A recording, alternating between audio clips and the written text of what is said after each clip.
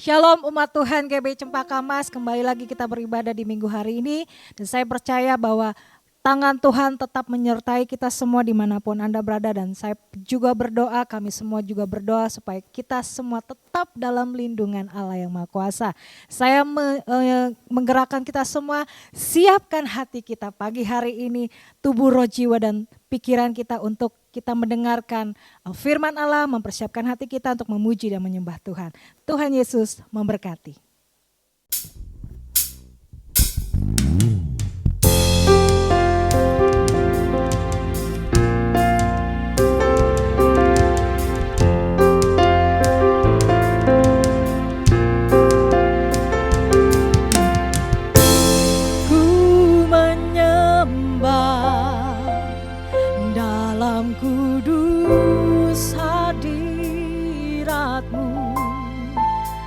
Hampiri tahta kasih karunia-Mu Bapa.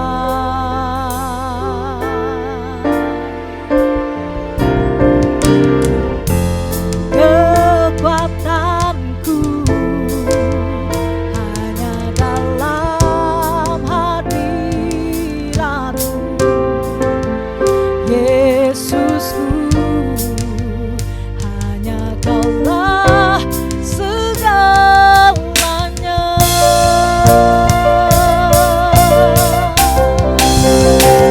Ku yakin Kau hadir di sini. Ku rasakan kuasa yang tak terbatas. Ku yakin Kau nyata di sini. Kemenangan terjadi di sini.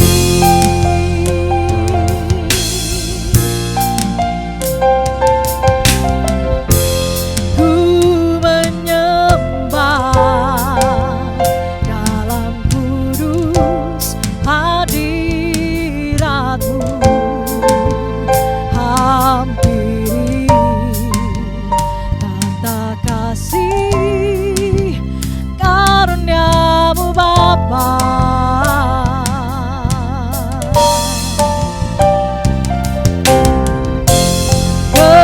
Kekuatanku hanya dalam hadirat-Mu, Yesusku. Hanya Kaulah segalanya.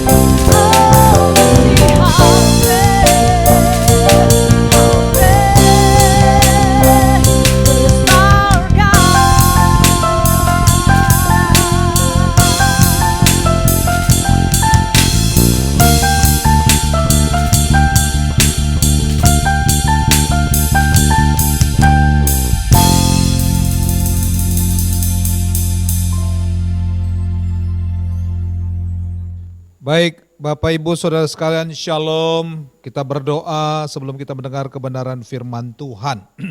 Bapa di dalam surga, kami sungguh mengucap syukur untuk hari yang Kau beri.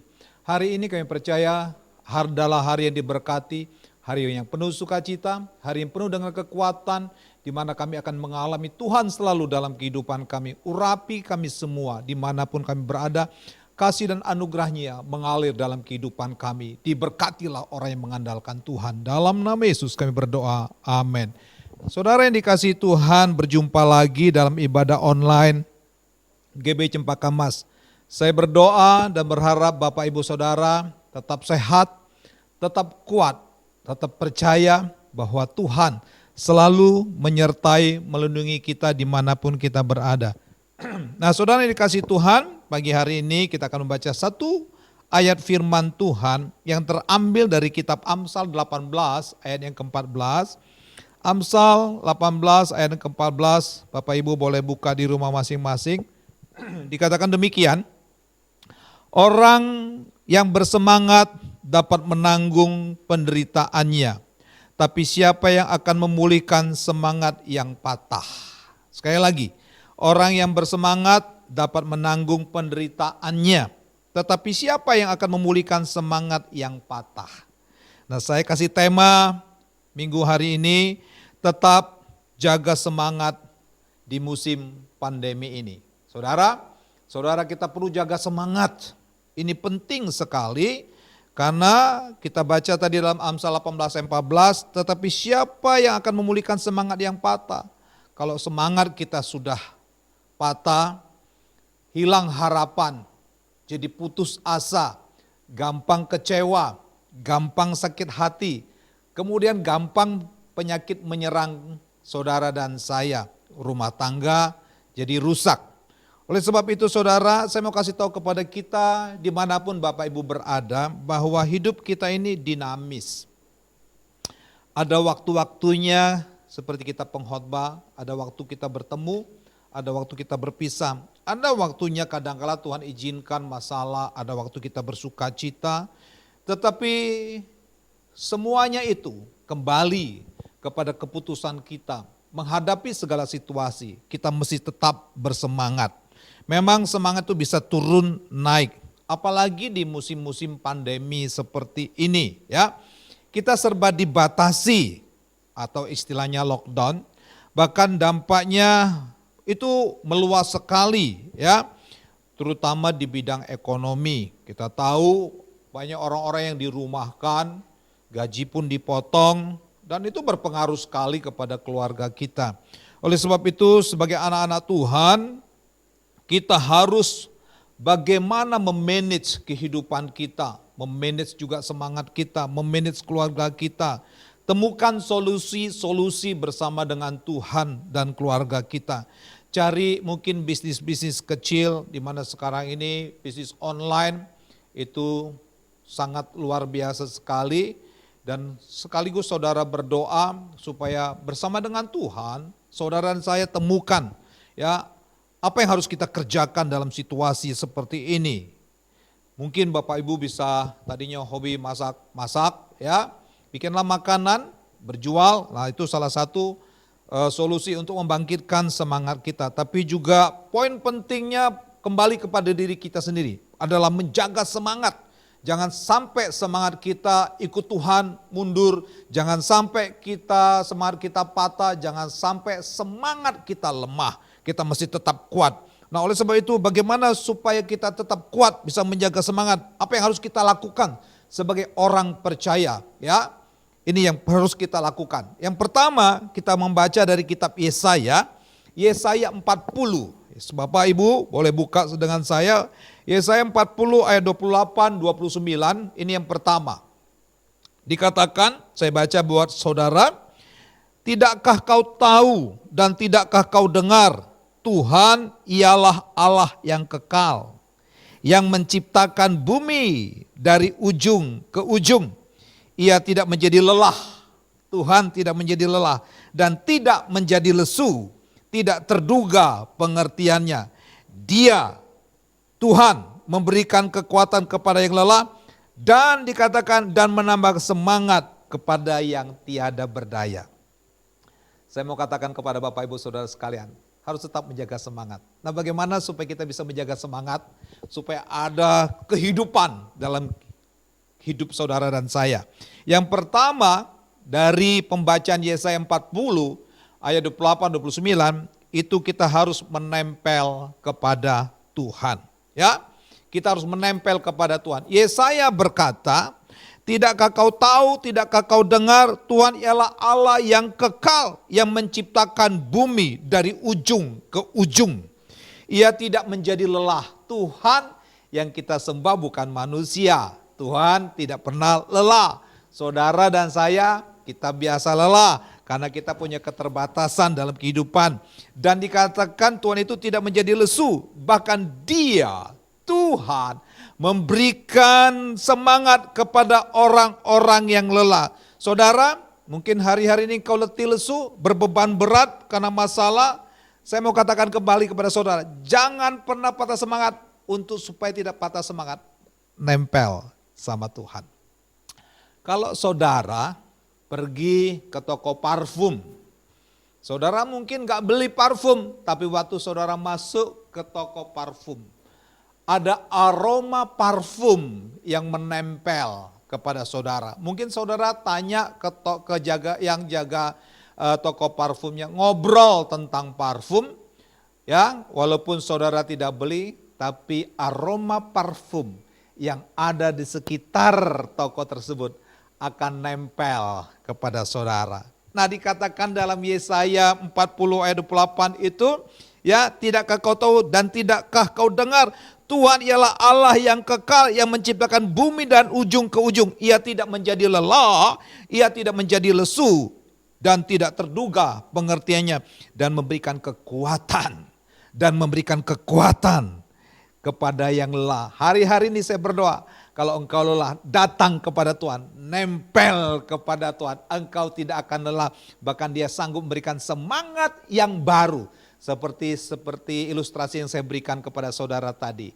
Kalau saudara pergi ke toko parfum, maka bau parfum akan nempel. Kalau saudara pergi isi bensin di SPBU saudara buka pintu mobil saudara, buka kaca saudara, ya, kemudian aroma bensin itu akan masuk ke dalam ruangan mobil saudara. Demikian juga dengan Tuhan.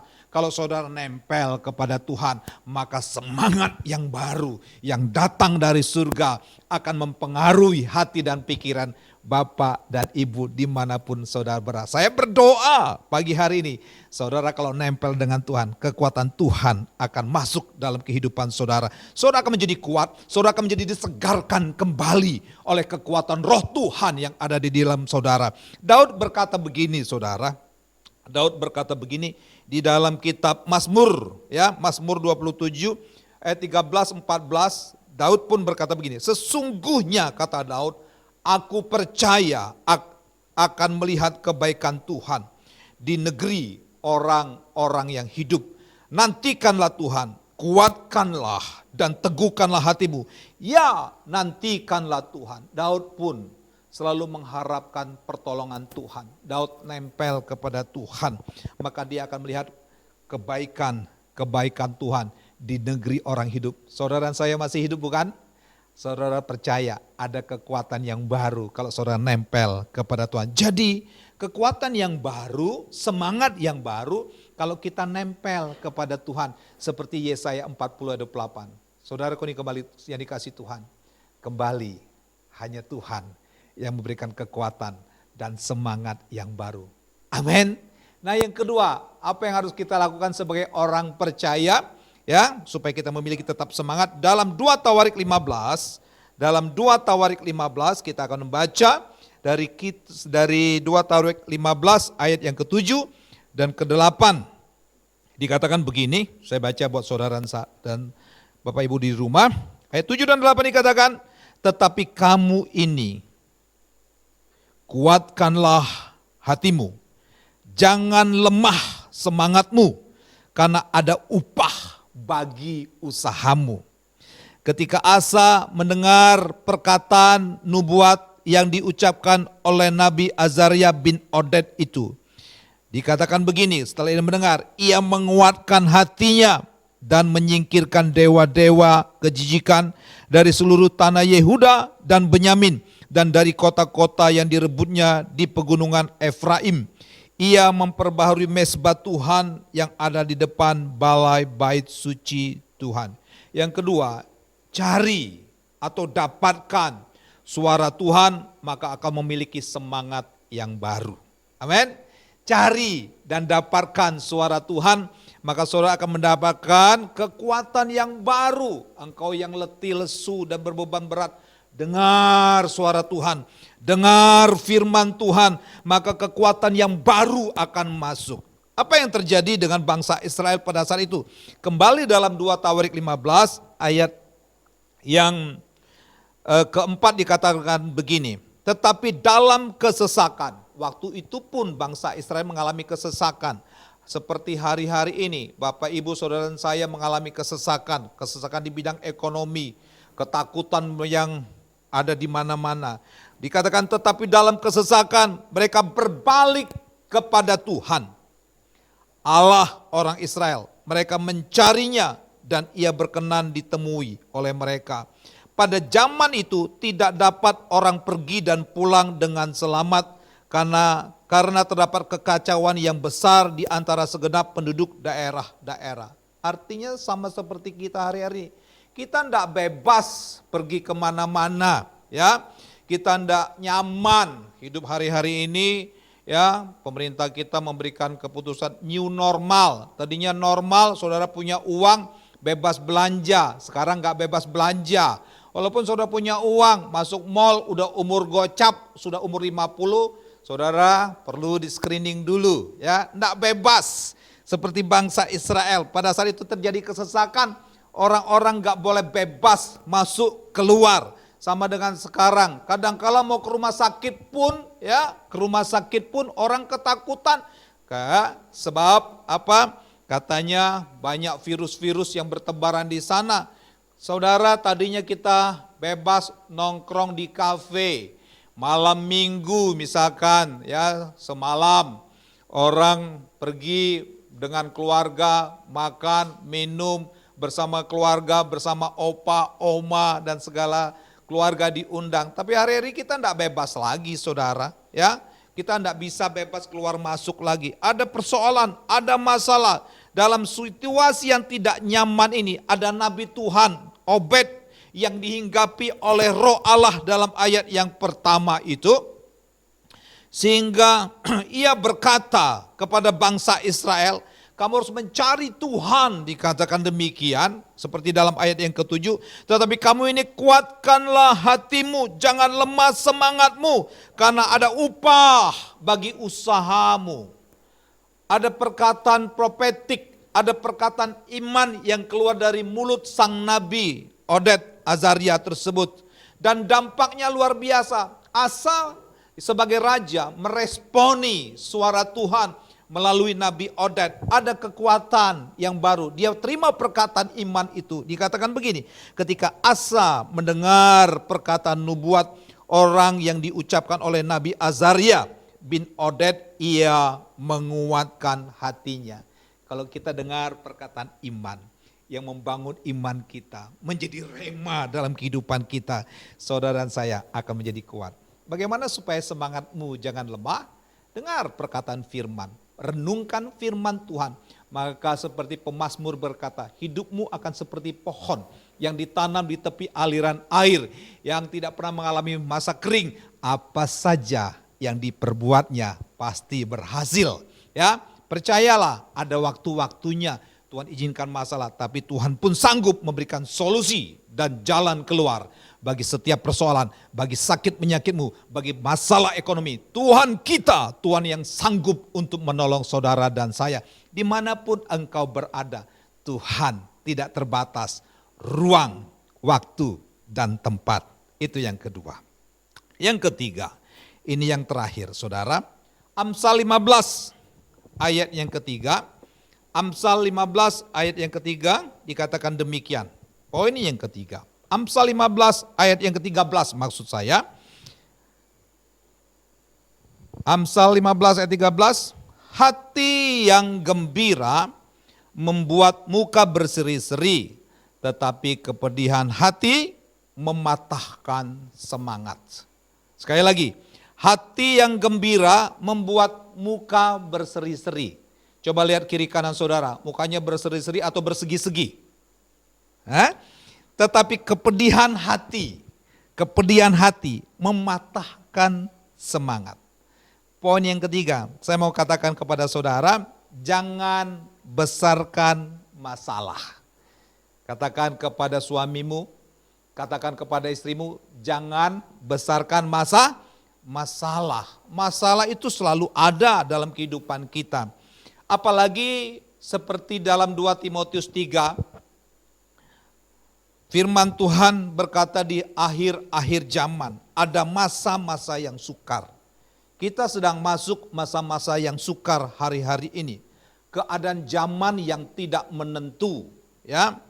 Kita tidak tahu kapan vaksin COVID-19 ditemukan.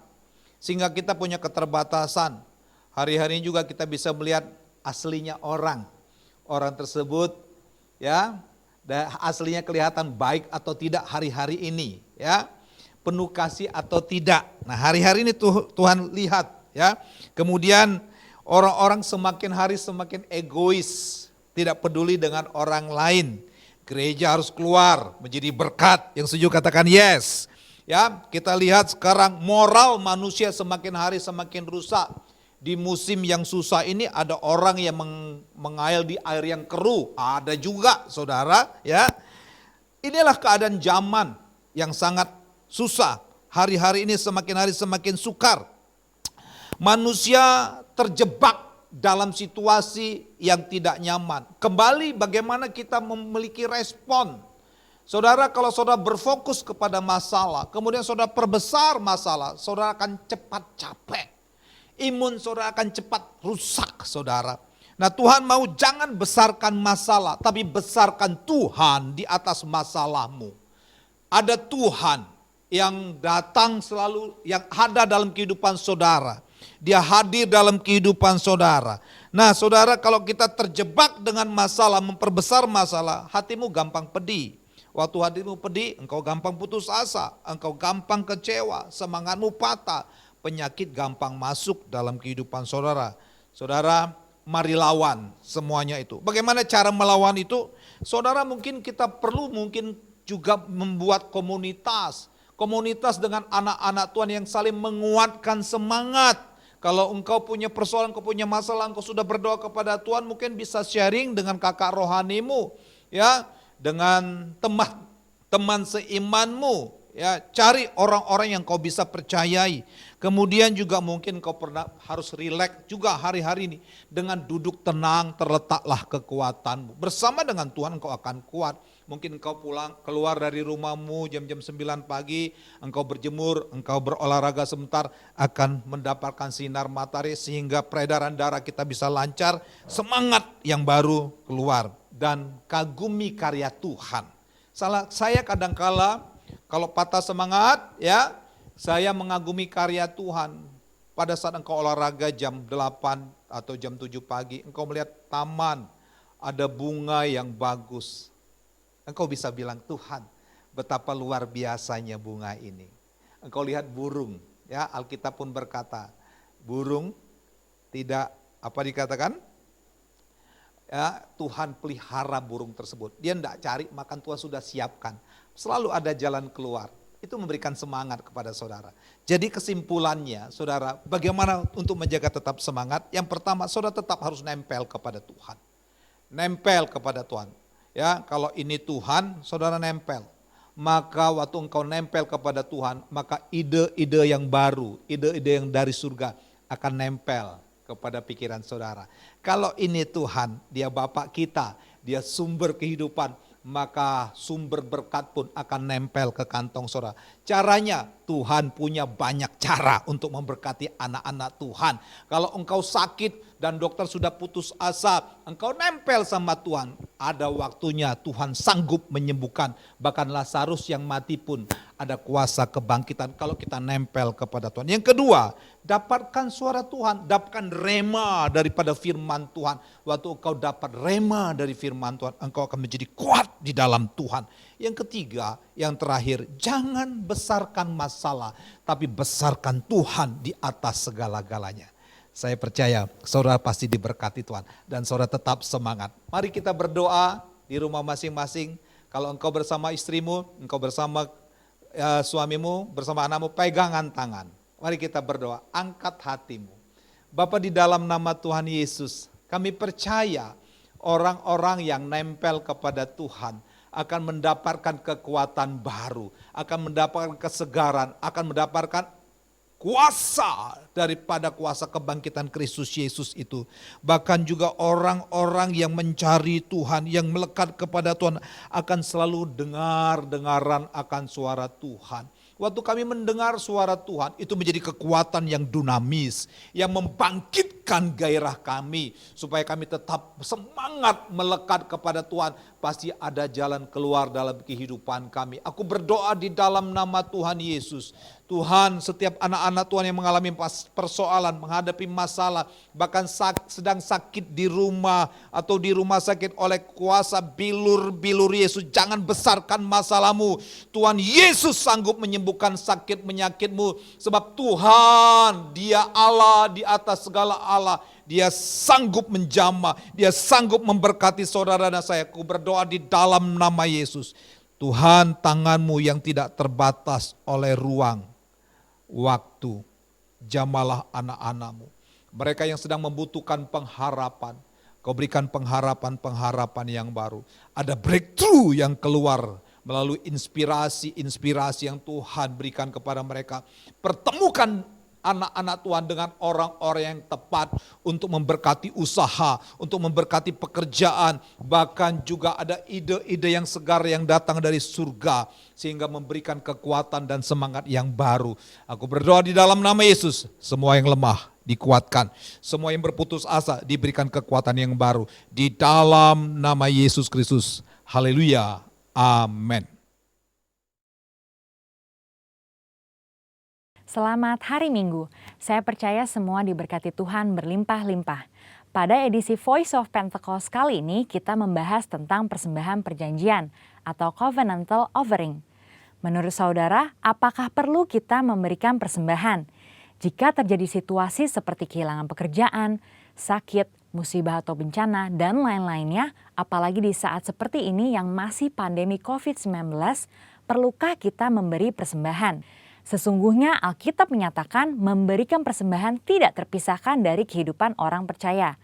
Hal ini dilakukan selama ribuan tahun sejarah gereja, karena memberikan persembahan adalah salah satu bentuk penting dan nyata ekspresi penyembahan dan bukti penyerahan hidup kita kepada Tuhan.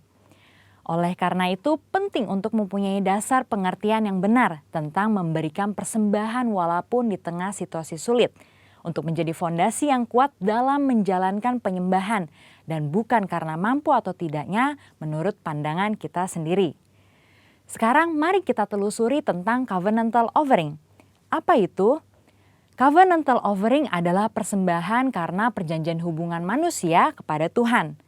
Nah, untuk bisa melakukan covenantal offering, kita harus mempunyai covenantal relationship terlebih dahulu. Covenantal relationship itu sendiri adalah hubungan berdasarkan ikat janji yang sangat kuat dengan Tuhan, berdasarkan hikmat firman Tuhan. Firman Tuhanlah yang menjadi petunjuk tingkah laku kita kepada Tuhan dan juga sebaliknya. Dan istimewanya adalah karena kita mempunyai Roh Kudus dari Kristus berdasarkan 2 Korintus 3 ayat 17-18, maka adalah suatu keuntungan yang istimewa kita bisa mendapatkan kemuliaan untuk melakukan perintah Tuhan dengan sukarela, bukan karena paksaan. Dalam perjanjian lama yaitu di kitab Imamat ada 5 macam korban persembahan yang harus diberikan umat Israel kepada Tuhan, yaitu korban bakaran, curahan, pendamaian, penghapus dosa, dan kesalahan. Nah, kini kita sudah tidak melakukan hal tersebut. karena Tuhan Yesus sendiri yang sudah menggenapinya. Tapi prinsip memberi persembahan kepada Tuhan tetap berlaku. So, di masa kini saat kita memberi kepada Tuhan, berilah dengan sukarela persembahan yang wajib diberikan kepada Tuhan. Karena kita ada di dalam suatu hubungan ikat janji yang erat dengan Tuhan. Inilah yang disebut memberi covenantal offering karena covenantal relationship. Saudara, memberikan covenantal offering kepada Tuhan harus menurut kerelaan hati kita. Bukan dengan sedih hati atau paksaan, tapi dengan sukacita. Tuhan Yesus memberikan contoh terbaik dalam hal sukarela dan wajib ini melalui penderitaannya di kayu salib. Yohanes 10 ayat 18 berkata, "Tidak seorang pun mengambilnya daripadaku, melainkan aku memberikannya menurut kehendakku sendiri. Aku berkuasa memberikannya dan berkuasa mengambilnya kembali. Inilah tugas yang kuterima dari Bapakku." Pada satu sisi, Yesus diwajibkan untuk mengalami penderitaan salib karena dia adalah anak domba Allah yang menghapus dosa. Tapi di sisi lain, menyerahkan nyawanya dengan sukarela. Mengapa Yesus lakukan itu? Karena ia setia pada perjanjian covenantalnya untuk mengasihi kita. Tuhan lebih dulu mengasihi dan memberkati sehingga kita sudah selayaknya membalas kepada Tuhan dengan memberi persembahan kepadanya. Pemberian covenantal offering kita lakukan di dalam 1. Persembahan persepuluhan, 2. Persembahan sulung, dan 3. Komitmen untuk mendukung proyek pekerjaan Tuhan sebagaimana tuntunan Roh Kudus. Berarti saat kita melakukan covenantal offering itu mencerminkan bagaimana kita sesungguhnya mengasihi dan menyembah Allah. Memberikan persembahan juga bentuk penyerahan total kehidupan kita kepada Tuhan. Nah, yang paling penting adalah jangan sampai pemberian covenantal offering mengabaikan prinsip dan esensi keadilan, belas kasihan, dan kesetiaan. Kita juga perlu tahu memberi secara horizontal atau horizontal giving adalah memberikan kepada sesama yang membutuhkan dan yang kekurangan. Pemberian ini juga penting loh dalam pandangan Tuhan dan bahkan menjadi tugas kita sebagai jemaat untuk memperhatikan mereka yang berkekurangan. Tetapi jangan lupa, pemberian persembahan covenantal harus dilaksanakan terlebih dahulu. Jadi, dalam situasi susah ini, apa kita tetap perlu memberikan persembahan? Jawabannya ya. Ingat, persembahan merupakan ekspresi penyembahan yang penting kepada Tuhan yang telah memberikan anugerah terbaik. Kita memberi persembahan kepada Tuhan melalui institusi yang Tuhan tetapkan untuk menerima dan mengelolanya, yaitu gereja di mana kita tertanam dan bertumbuh seperti dalam Maleakhi 3 ayat 10. Pertanyaan kedua, apakah memberi persembahan harus ke gereja atau langsung kepada mereka yang membutuhkan? Jawabannya juga ya untuk keduanya.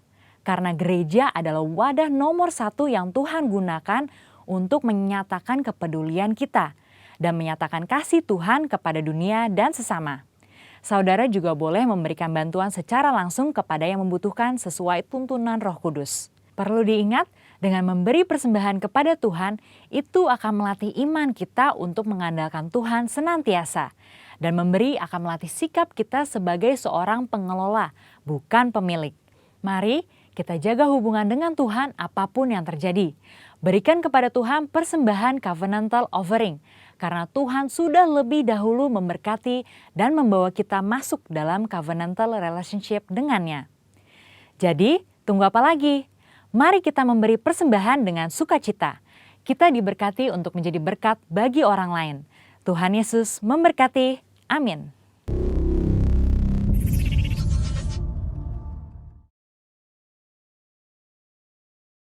Shalom Bapak Ibu, saya percaya pagi hari ini Bapak Ibu semua dalam keadaan sehat di rumah. Amin. Untuk pengumuman minggu ini masih sama tetap seperti minggu kemarin. Selama PSBB transisi ini masih berlaku, maka kita tetap beribadah online. Tetapi jangan lupa Bapak Ibu tetap jaga kesehatan, jaga jarak, pakai masker, dan jangan lupa cuci tangan pakai sabun. Sekian pengumuman, Tuhan berkati. Bapak, sungguh kami ucap syukur dan terima kasih kalau pagi hari ini kami boleh ibadah online. Dan kami bersyukur dan terima kasih buat firman-Mu yang telah disampaikan melalui hamba-Mu. Biarlah firman ini boleh menjadi rema di dalam hidup kami masing-masing. Kau berkati hamba-Mu yang sudah menyampaikan kebenaran firman-Mu. Kau urapi hamba-Mu, Kau pakai hamba-Mu lebih lagi semakin hari. Berkati dimanapun hamba-Mu melayani. Kami percaya pengurapan-Mu, otoritas, wibawa Allah ada pada hamba-Mu. Berkati juga buat gembala sidang kami, Bapak Insinyur Niko beserta keempat wakilnya. Dan juga buat gembala rayon dan gembala CK yang ada. Urapi mereka, satukan mereka di dalam tali kasih-Mu, tutup bungkus mereka dengan kuasa dan kudus. Berkati dimanapun hamba-hamba-Mu ini melayani. Kami percaya tanda-tanda ajaib dan kuasa mujizat akan menyertainya. Berkati kesehatan mereka, berkati juga buat keluarga besar mereka yang ada, tutup bungkus mereka dengan kuasa dan kudus. Dan berkati juga buat bangsa kami. Kami percaya Engkau mengasihi bangsa kami. Berkati Presiden kami, Pak Jokowi, dan Wakil Presiden Pak Ma'ruf Amin beserta para menterinya, aparatur negara, angkatan bersenjata kami. Kau taruhkan roh takut dan gentar akan Kau di hati mereka. Tutup bungkus pemerintah ini dengan kuasa darah yang kudus. Jauhkan pemerintah ini juga dari segala kekacauan maupun segala kegaduhan. Terima kasih Bapak, dan berkati juga buat setiap umat-Mu GBI Cempaka Mas yang sudah menyaksikan ibadah online ini. Kau berkati kehidupan mereka, rumah tangga mereka, kesehatan mereka, keluarga besar mereka. Tutup bungkus mereka dengan kuasa dan kudus. Terima kasih Bapak, dan berkati juga buat gembala kami di tempat ini.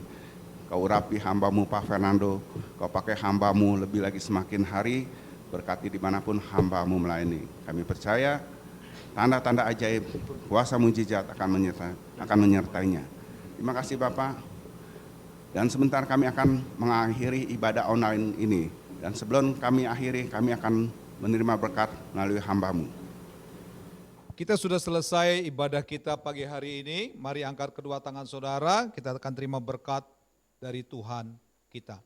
Kekasih-kekasih Tuhan, biji mata Tuhan, kiranya anugerah yang terbaik yang datang dari sumber berkat Bapa yang Maha Besar, Bapa yang Maha Kuasa, Pencipta alam semesta, di dalam kekuatan Roh Kudus, yaitu firman Tuhan, Kristus Yesus yang memimpin, menuntun, menyertai saudara dan saya, mulai pagi hari ini sampai Raja kehidupan kekal itu menjemput semua kita di awan-awan yang permai.